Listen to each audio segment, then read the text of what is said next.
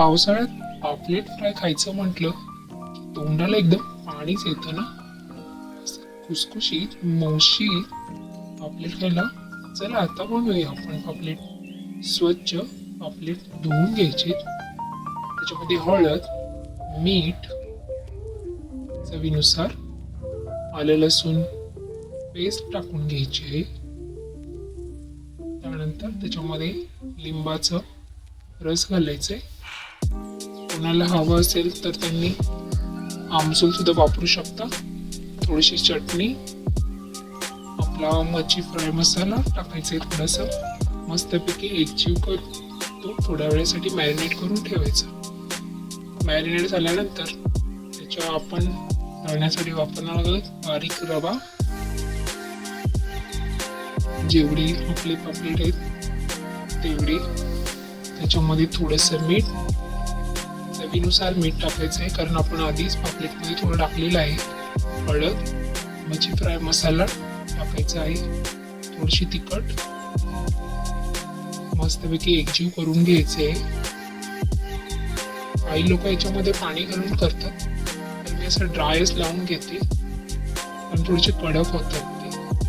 तांदळाचं पीठ सुद्धा वापरलं जातं, परंतु मी याच्यात नाही वापरत.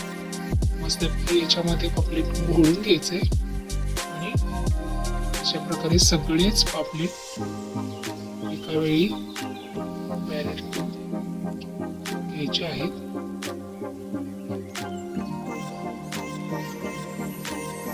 छान झालेले आहे सगळे पापलेट लावून. आता कढईमध्ये तेल ठेवायचे किंवा पॅन मध्ये तेल ठेवून तेल गरम झालं की आपण मॅरिनेट केलेले सगळे पापलेट हळूहळू मंद आचेवर शॅलो फ्राय करून घ्यायचे आहे. मस्तपैकी छान असे हे पापलेट होतात.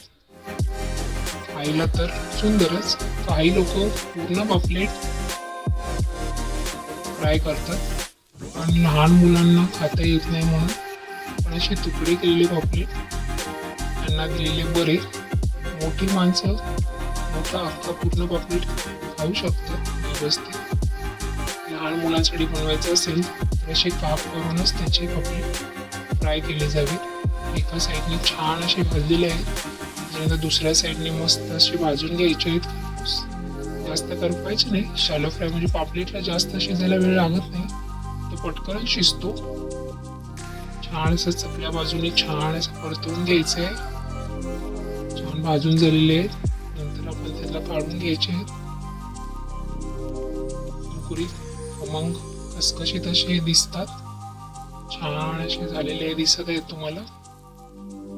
अशा प्रकारे सगळे पापलेट आपण कढईमध्ये फ्राय करून घ्यायचे.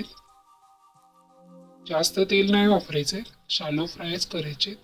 जास्त तेल पापलेटसाठी लागतच नाही. मला वाटते सगळ्याच मच्छीसाठी जास्त तेल कधी लागत नाही, थोडेच तेल लागतं. छान खुसखुशीत असे झालेले आहेत.